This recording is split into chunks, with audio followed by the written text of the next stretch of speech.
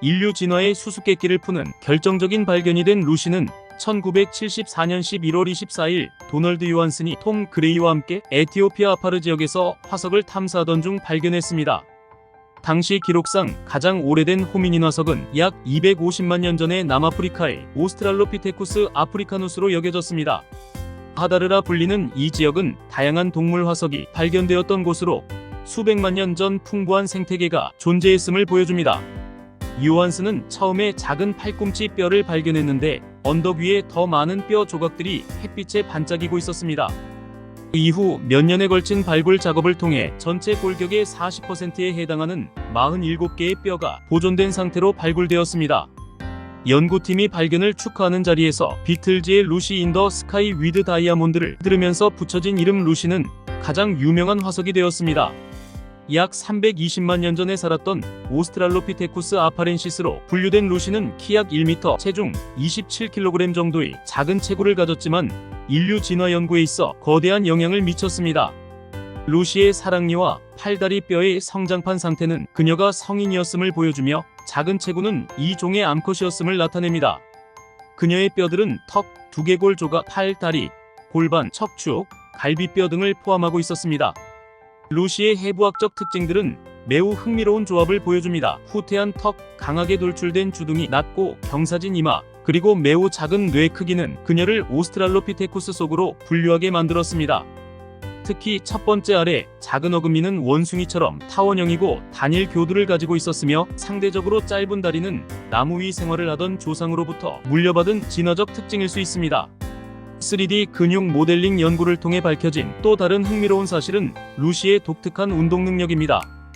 현대 인류의 허벅지가 약 50% 근육인 것에 비해 루시의 허벅지는 74%가 근육이었고 지방은 더 적었으며 이는 보노보와 비슷한 구성이었습니다.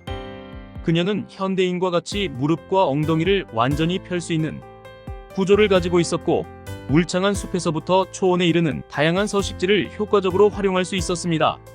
이러한 독특한 이동 방식은 현존하는 어떤 종에서도 볼 수 없는 것이었습니다. 더욱 놀라운 발견은 루시의 손에 대한 연구 결과입니다. 손뼈의 근육 부착 부위 분석을 통해 루시의 종이 인간의 도구 조작에 필요한 동작과 매우 유사한 방식으로 손을 자주 사용했다는 것이 밝혀졌습니다. 첫 번째 중수골간 근육은 엄지와 검지 사이에 위치하여 정교한 물건 집기를 가능하게 했으며 이는 초기 호미닌들에게 물체를 효과적으로 조작할 수 있는 민첩성을 제공했습니다. 루시 발견 이후 1975년 같은 지역에서 발견된 첫 번째 가족이라 불리는 화석구는 더욱 놀라운 발견이었습니다. 이 화석구는 한 지층에서 200개 이상의 화석이 발견되었으며 최소 17개체의 성인 남성과 여성, 그리고 유아와 청소년의 화석을 포함하고 있었습니다. 하다르와 라에톨리에서 발견된 화석들을 종합적으로 연구한 결과 1978년 연구팀은 이 화석들이 새로운 종을 대표한다고 결론 내렸고 이를 오스트랄로피테쿠스 아파렌시스로 명명했습니다. 이후의 발견들은 루시 종의 진화적 위치를 더욱 명확하게 해주었습니다. 1985년 케냐 북부에서 발견된 250만 년 된 파란트로푸스 에티오피쿠스의 두개골은 강한 저작 시스템을 가지고 있으면서도 루시 종과 여러 특징을 공유하고 있었으며 특히 매우 돌출된 아래턱을 가지고 있었습니다. 1990년 에티오피아 중부 아와시 계곡에서 발견된 오스트랄로피테쿠스 가르히의 두개골 역시 루시 종과 유사한 얼굴 구조를 보여주었습니다. 최근에는 루시와 동시대에 살았던 다른 인류의 조상들도 발견되어 인류 진화의 과정이 단순한 직선적 진화가 아닌 복잡하고 다양한 갈래로 이루어졌다는 것이 밝혀지고 있습니다. 1995년 차드 북부의 코로토로에서 발견된 350만 년 된 오스트랄로피테쿠스 바렐그 하자리의 부분 턱뼈는 동아프리카 지역 밖에서 발견된 최초의 동시대 호미닌이었습니다. 2001년에는 케냐 북서부 로메크 위에서 350만 년 된 케냔트로푸스 플라티오푸스가 발견되었습니다.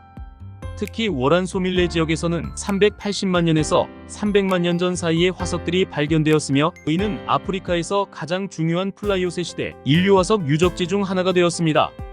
이 지역에서는 오스트랄로피테쿠스 데이레메다와 같은 새로운 종이 발견되었으며 이들은 330만에서 350만 년 전 루시의 종과 같은 시기에 살았던 것으로 밝혀졌습니다.